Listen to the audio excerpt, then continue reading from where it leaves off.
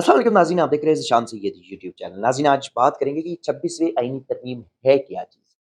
Judiciary के ऊपर या जुडिशरी को कैसे लगाम डाला जा रहा है इसमें या डाला गया? कैसे ऐसी इम्पोर्टेंट तरामीम की गई जिसमें अदलिया को कंट्रोल किया गया, अदलिया में तक़सीम पैदा किया और इस 26वीं आईनी तरमीम में जो कहा जा रहा है, ये जुडिशरी पर हमला है लेकिन बहुत सारे हम में से किसी को नहीं पता। और दूसरी जानिब इसमें सकूम कितने हैं? तो शहबाज़ हुकूमत ने जुडिशरी को लगाम डालने के लिए जो 26वीं आईनी तरमीम की, इसमें शहबाज़ शरीफ, पाकिस्तान मुस्लिम लीग नून, बिलावल ज़रदारी की पीपल्स पार्टी और मौलाना फजल रहमान, एमक्यूएम समेत दीगर जो इत्तेहादी जमातें थे, वो भी शामिल हो गए और साथ ही पाकिस्तान तहरीक इंसाफ के कुछ बिखे हुए लोग भी थे। तो ये 26वीं आईनी तरमीम जिसके लिए बहुत ज़ोर लगाया गया और रातों-रात इसको पास किया गया। तो ये जो 26वीं आईनी तरमीम है, इसमें कुछ इम्पोर्टेंट चीज़ें हैं और सबसे पहले हम डिस्कस करेंगे कि पहले होता ये था कि आर्टिकल 175 ए में जिसमें सुप्रीम कोर्ट और हाई कोर्ट्स की जजेस की तैनाती से मुताल्लिक चीज़ें होती थी और सुप्रीम जुडिशियल कौंसल या सुप्रीम जुडिशियल कमीशन जो है वो इसको करता होता था। अब इसमें तब्दीली लाई गई 26वीं आईनी तरमीम के बाद।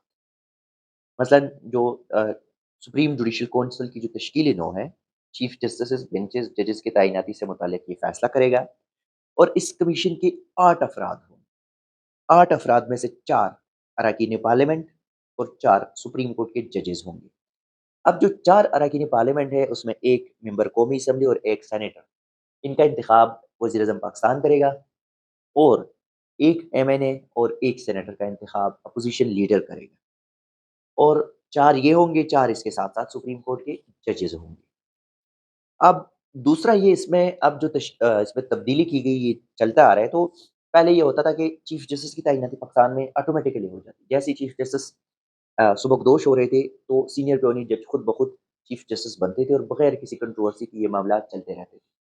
तो अब 26वें आईनी तरमीम के बाद जो चीफ जस्टिस की तैनाती होगी, वो स्पेशल पार्लियामानी कमेटी करेगी और उस पार्लियामानी कमेटी के 12 अरकान जो है वो उसमें शामिल होंगे, जिसमें 8 अरकान कौमी असम्बली और 4 जो है वो सेनेट के मेंबरान होंगे।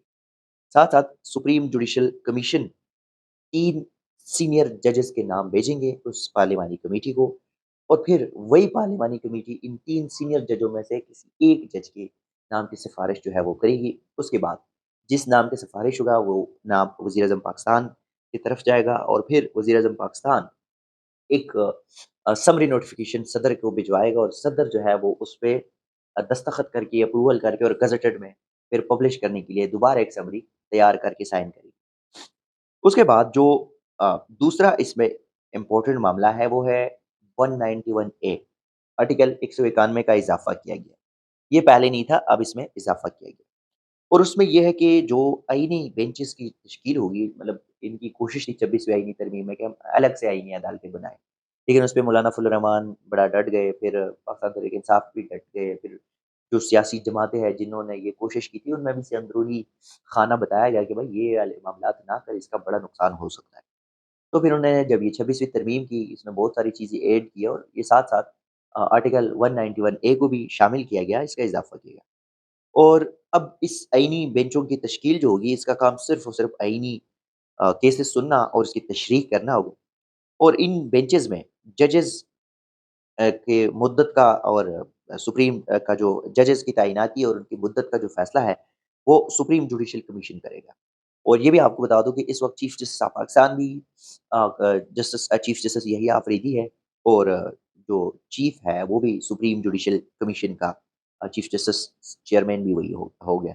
तो इन बेंचेज़ में अब तमाम सूबों को जो है वो बराबरी के हिसाब से कोटा दिया जाएगा, बराबरी दी जाएगी और इस कानून के तहत सुप्रीम कोर्ट के साथ जो खुद नोटिस था या सुप्रीम कोर्ट किसी भी इदारे को डायरेक्शन दे सकती, वो मामला भी अब चला गया। यानी कि अब सुप्रीम कोर्ट के पास खुद नोटिस वाला कोई मामला नहीं है, ना ही किसी इदारे को डायरेक्शन दे सकती। यानी कि ये इदारे से मतलब सिर्फ़ और सिर्फ़ एस्टेब्लिशमेंट। बाकी इदारे सिविलियन, ब्लडी सिविलियन, उसको कौन जानता है, कौन उसको पूछता है। लेकिन ये किसी हद तक जो मैं समझता हूँ कि एस्टेब्लिशमेंट को डायरेक्शन से रोक दिया गया। और उस असखुद नोटिस को उनको मना किया, लेकिन असखुद नोटिस का भी ये होगा कि जो सुप्रीम कोर्ट की प्रैक्टिस एंड प्रोसीजर कमेटी होगी, 3 रुकनी, जो कि पहले ये कमेटी थी चीफ जस्टिस काज़ी फ़ाइज़ ईसा, जस्टिस मंसूर अली शाह और जस्टिस मुनीब अख्तर की, जब पहली बार ये कमेटी बनी। उसके बाद जस्टिस मुनीब अख्तर को हटाया गया और चीफ जस्टिस काज़ी फ़ाइज़ ईसा, जस्टिस मंसूर अली शाह और जस्टिस अमीनुद्दीन को शामिल किया, क्योंकि जस्टिस यहिया अफरीदी उस वक़्त उन्होंने कमेटी में बैठने से इनकार किया। तो फिर जस्टिस मंसूर ने भी कमेटी से इनकार कर दिया और हुआ ये कि जैसे ही चीफ जस्टिस यहिया अफरीदी आए, उन्होंने पहले रोज़ जस्टिस अमीनुद्दीन को निकाला और जस्टिस मुनीब अख्तर को वापस कमेटी में शामिल किया। तो अब खुद नोटिस के हवाले से भी ये 3 कमेटियाँ जो 3 रुकनी कमेटी है, यही फैसला करेगी। और एक चीज़ जो इम्पोर्टेंट है, यानी कि अब जो चीफ जस्टिस की तैनाती है, वो तैनाती 3 साल के लिए मुकर्रर है। वो 65 साल का हो या ना हो, उसके बेशक जितना भी टेन्योर है, वो चला जाएगा। लाइक अ, जो अभी जो कानून साज़ी की गई है, चीफ जस्टिस यहिया अफरीदी अगर चीफ जस्टिस ना बनते तो उनकी कम से कम 8 साल की सर्विस है। अब ये चीफ जस्टिस बन गए, तो ये सबसे पहले चला जाएगा। यानी कि ये मंसूर अली शाह से भी पहले चला जाएगा। चीफ जस्टिस यहिया अफरीदी के जाने के बाद मंसूर अली शाह के फिर भी 3 साल जो है वो मुकम्मल नहीं होंगे और जस्टिस मुनीब फिर भी सीनियर जज हैं। तो फिर आप खुद देख लीजिएगा कि ये जजेस के लिए सुप्रीम कोर्ट के जो जजेस हैं उनके लिए अच्छा है या बुरा? जुडिशरी के ऊपर लगाम कैसे डाला गया? सब वाज़ेह हो गया। तो ये 26वें आईनी तरमीम की कुछ चीज़ें हैं, जो बहुत पहले डिस्कस करना चाहिए था। लेकिन थोड़ा-सा उसके ऊपर स्टडी करना था, उसके ऊपर थोड़ा-सा वर्कआउट करना था। तो ये चीज़ा-चीज़ा चीज़ें जो मैं समझ रहा था कि हमारे नाज़रीन के लिए ज़रूरी है, इसीलिए मैंने आप तक ये पहुँचाई। नाज़रीन, ये थी आज की अपडेट्स। अपना फीडबैक ज़रूर दीजिएगा। दीजिएगा इजाज़त। अल्लाह हाफ़िज़।